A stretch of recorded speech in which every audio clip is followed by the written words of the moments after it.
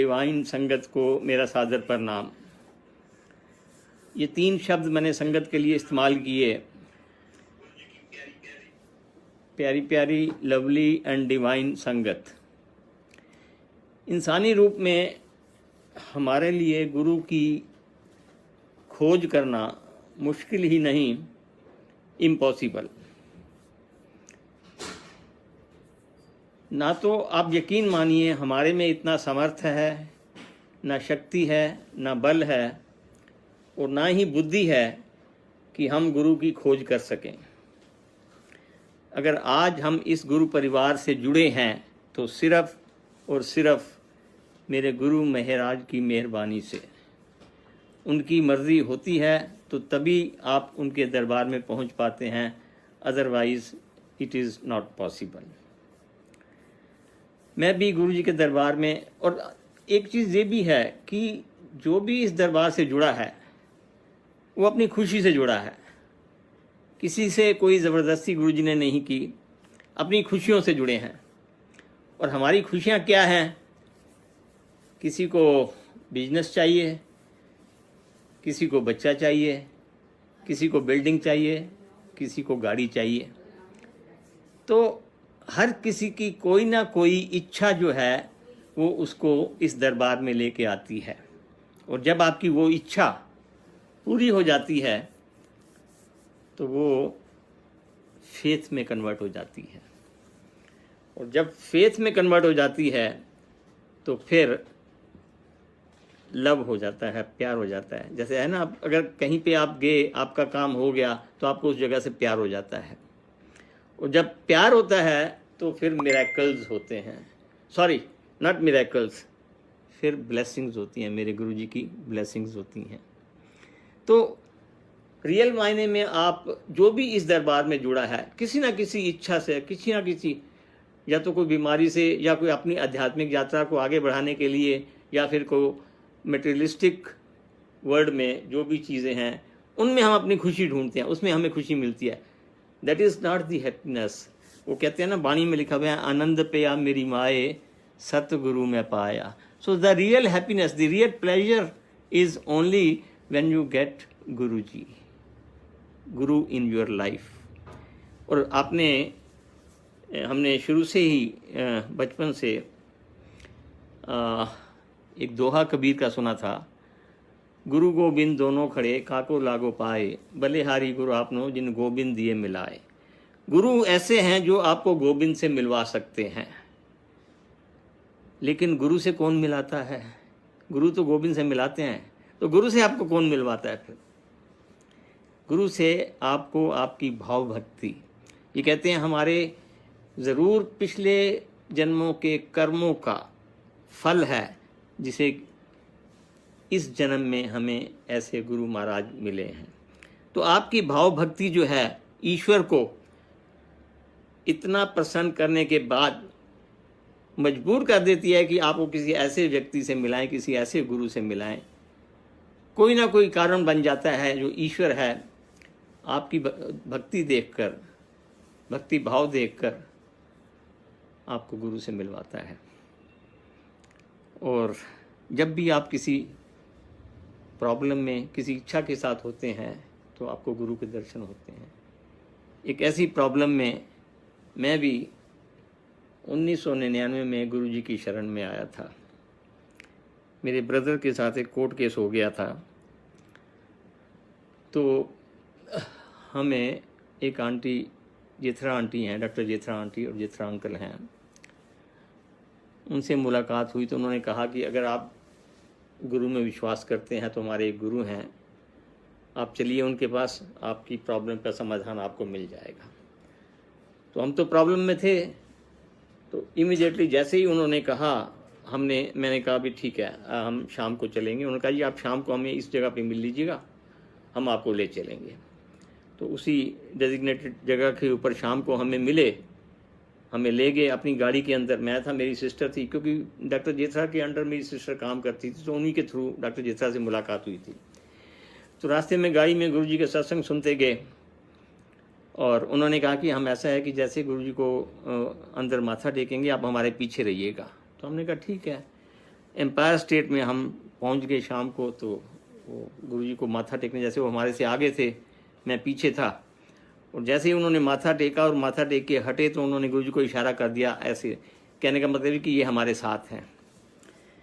तो गुरुजी ने हमारा इंटरव्यू लिया। की ना है तेरा? मैंने अपना नाम बताया। की करदा है तू? मैं कहा जी मैं अशोका होटल इंजीनियर हैगा। कित्थे रहिंदे हो? मैंने बताया। वो मनचंदा कित्थे होंदा है? तो Manchanda was the general manager of Ashok hotel, a very powerful person. तो मैंने कहा जी वो हमारे जीएम हैं। तो उनको कहीं गुरुजी याद कर रहे थे। मैं कहा ठीक है, और फिर इशारा किया कि बैठ जाओ। मेरी प्रॉब्लम नहीं सुनी, कुछ सुना नहीं, और मैं भी बैठ गया विद एंग्जाइटी कि मैं गुरुजी को बताऊं कि मेरे को क्या प्रॉब्लम क्या है। हम उस दिन हमने वहाँ प्रसाद लिया, लंगर किया, और लंगर के बाद ये होता था कि आप आज्ञा लीजिए और जाइए। तो जैसे ही मैं गुरुजी को माथा टेका आज्ञा लेने के लिए, तो गुरुजी ने हाथ से ऐसे इशारा किया। फिर उन्होंने नहीं सुना, मैं बोलना चाहता था। तो उन दिनों गुरुजी 7 दिन एम्पायर स्टेट में होते थे, और हम अगले दिन शाम को फिर गुरुजी के यहाँ पहुँच गए। और मैं कुछ कहने की अगर कोशिश करूँ तो गुरुजी ये कह के, जैसे आज्ञा लेने के वक्त कुछ बोलना चाहूँ मैं, तो गुरुजी अपना यही शॉर्ट वर्ड में कहते थे, कई दा नहीं होता, और फिर बिठा देते। फिर मैंने आंटी को बोला जिसके थ्रू हम गए थे कि आंटी ये कैसे होगा, हमें गुरुजी ने सुना ही नहीं, हमारी बात ही नहीं सुनी, तो कैसे होगा? तो कहने गुरुजी को सब मालूम है, आपको कुछ नहीं है, वो सब वो करेंगे। इन्हीं कुछ दिनों के बाद एक अंकल थे, उनकी बेटी की शादी थी। तो उन्होंने गुरुजी से कहा कि हम ऐसे शादी करना चाहते हैं किसी होटल में, तो आप बताइए। तो गुरुजी ने इशारा मेरी तरफ किया, ए अशोका होटल बैठा ना, इन्हों गल कर लो। तो अंकल मेरे पास आए, तो मेरे से बात की। मैंने कहा ऐसा है कि अब ये लंगर प्रसाद हो जाता है, फिर मैं आपसे बात करता हूँ। तो उसके बाद बात की, मैंने उनको बता दिया कि आप कल आप आ जाइएगा, मैं आपको अशोका होटल में जो भी हो सकेगा मेरे से मैं करवा दूँगा। तो वो उन्होंने सुन लिया। उसके बाद मैंने जब गुरुजी से आज्ञा लेना चाहिए तो गुरुजी ने कहा भी हाँ उन्होंने गल कर दी है, तो अंकल नाल दस देता है कितना डिस्काउंट देगा तू? तो मैंने कहा जी हाँ गुरुजी। अब वो उसके बाद हम लोग हर रोज़ जाते, क्योंकि हम प्रॉब्लम में थे, और गुरुजी मेरे को जिसको भी इशारा करते कहते ये अशोका होटल है, डिस्काउंट नहीं देता। तो मैंने कहा गुरुजी को एक दिन कह दिया, मैंने कहा गुरुजी मेरे को जितना मिलता है ना, मैं उससे 5% आपको फालतू दूंगा अपनी तरफ से। महाशिव को मैं 5% एक्स्ट्रा डिस्काउंट दे रहा हूँ। पैल्यूटेड माइंड था, दिमाग तो उस टाइम तो था नहीं, हमने तो समझा था कि ये संत बाबा हैं, ये तो कभी सोचा भी नहीं था कि भगवान का रूप है या भगवान है, और शायद वो पर्दा उन्होंने नहीं डाल रखा था। तो मेरे मन में बड़ा है, मैंने कहा अब तो गुरुजी शायद खुश हैं मेरे से, तो डिस्काउंट मांग रहे हैं, तो मैं इनको डिस्काउंट दे ही दूँगा, अपनी प्रॉब्लम तो हल कराऊँ मैं। तो मैंने कहा गुरुजी मैं 5% अपनी तरफ से दूंगा। अच्छा ठीक है। तो खैर वो बातचीत हो गई। उन दिनों जब कोर्ट केस चल रहा था, तो मेरी जो ड्यूटी है वो जल प्रसाद पे होती थी। तो उसी दौरान जो उस केस में इन्वॉल्व थे वो भी हमें वहीं गुरुजी के दरबार में नज़र आने लगे, और फिर जिस कोर्ट में केस था वो जज भी वहाँ पे आना शुरू हुआ। तो हम लोग थोड़ा डर गए कि शायद हम लोग ज़्यादा फंस ना जाएं, क्योंकि इन लोगों को अदरवाइज़ क्या पता है कि हम गुरुजी के यहाँ जाते हैं। एनीवे, सुबह मैं जब कोर्ट में जाता था तो कोर्ट की मर्यादा के हिसाब से मुझे माथा टेकना पड़ता था जज के, तब अंदर एंटर कर सकते थे। और शाम को जब वो जज गुरुजी के यहाँ आती थी, मेरी जल प्रसाद पे ड्यूटी होती थी, और मैं जल प्रसाद उनको पकड़ाता था, तो मेरे को ऐसे करती थी। ये गुरु महाराज की मेहरबानी थी। 5 महीने के बाद सडनली जब हम एक दिन गुरुजी के बैठे थे, गुरु ने कहा चलो अशोका होटल कल्याण हो गया, चलो अशोका होटल कल्याण हो गया। तो हम लोग ने लंगर किया, उसके बाद इजाज़त दी।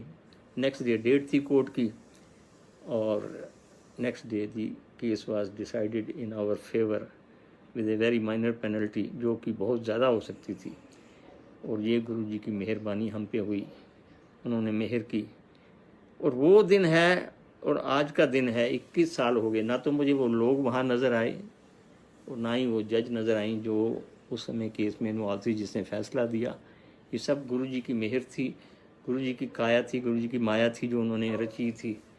किसको किस तरीके से ब्लेस करना है ये गुरु जी को मालूम है।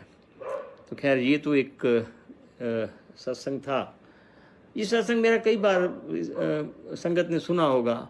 संगत जी आप बिलीव करिए, सत्संग जो है ये गुरु जी की ब्लेसिंग्स जो हम पर हुई हैं उसको अपने संगियों के साथ शेयर करना उसे सत्संग कहते हैं। And it is 1-to-1 blessings of गुरु जी।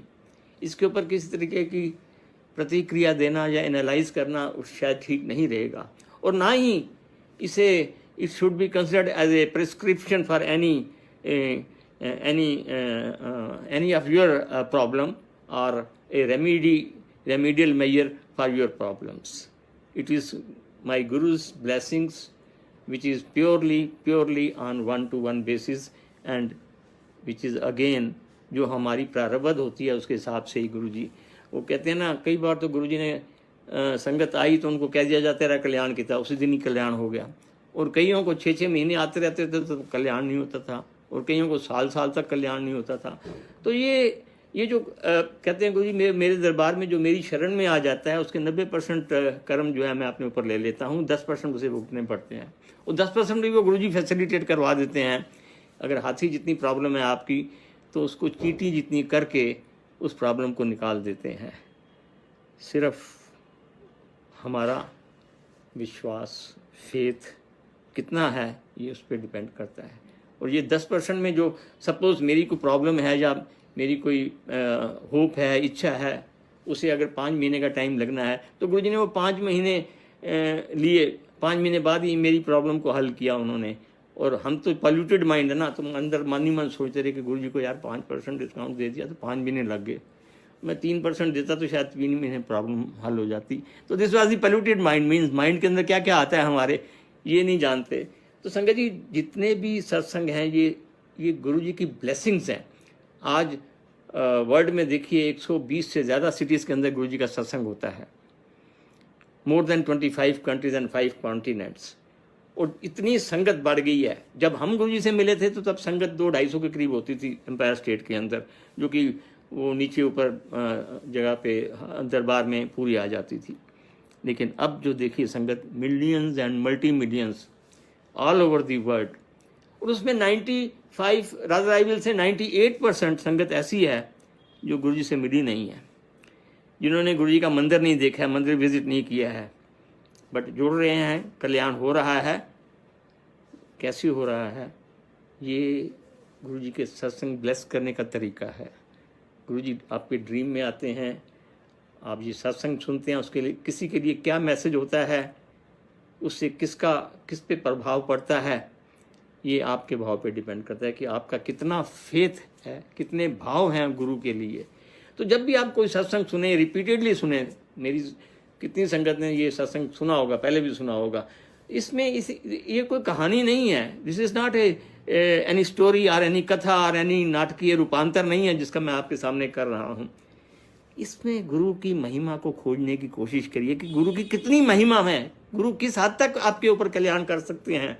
हमने देखा अब during this pandemic 1000 and 1000 of सत्संग हमने सुने, और उस संगत से सुने जो उस समय हमारे टाइम के ऊपर आज से 20-21 साल पहले गुरु जी के पास आती थी। हमें तब नहीं मालूम था, हम सिर्फ उनकी शक्ल से उनको पहचानते थे, लेकिन अब उनके सत्संग सुनते हैं इसके ऊपर, जूम के ऊपर, और हम ये कहते हैं कि यार ये तो संगत हमारे टाइम पे भी आती थी, और इनकी इतनी ब्लेसिंग्स गुरु जी ने की हैं। आई मीन अमेजिंग सत्संग, अमेजिंग ब्लेसिंग्स गुरु जी की।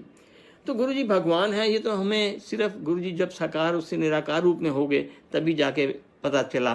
तब तक तो हम यही कहते थे कि बाबा संत हैं, हम अपनी प्रॉब्लम के लिए आए हैं, अगर हल होगी तो ठीक है, नहीं तो नहीं अगले द्वारे में किसी और बाबा के पास। यही तो सोच के साथ चले थे। लेकिन जब इस दरबार में आ गए, और जो भी इस दरबार में आया है, जिस लेवल पे आया है, उस लेवल से वो नीचे नहीं हुआ है जब गुरु जी की शरण में आ गया। अगर ऊपर नहीं उठा है, ऊपर नहीं उठा तो पॉसिबल ही नहीं है, इम्पॉसिबल। आज अगर लाखों की संगत है, करोड़ों की संगत है, किसी को भी आप खड़ा कर दें तो उनके मुंह से जो गुरु जी की ब्लेसिंग्स हैं, सत्संग जो हैं, आपको सुनने को मिल जाएंगे। तो ये मेरे गुरु महाराज की कृपा है, ब्लेसिंग्स हैं। और ये तो था गुरु जी ने हमें जब एक नरक से निकाला, उसके बाद तो पीछे मुड़ के हमने नहीं देखा। गुरु जी ने फिर वो फ्लाई किया जिसको बोलते हैं ना, मैं मिरेकल्स पहले उसको बोल गया था, but these are real blessings जो गुरु जी ने दी। मेरे बेटे को जोशियों ने कह दिया था कि तेरी किस्मत में बाहर जाना नहीं है। गुरुजी ने उसको यूएस भेजा एमएस करने के लिए 2006 में 2006 में 2006 में जब वो एमएस करने के लिए गया तो 2008 में उसने एमएस कर ली इन बायोमेडिकल इंजीनियरिंग। और 2008 में यूएस में बहुत रिसेशन आ गया, वहाँ से लोगों को निकालना शुरू कर दिया, जॉब्स थी नहीं। मैं और मेरी वाइफ दोनों वी आर एम्प्लॉइज। तू कलयुग दा बख्शनहार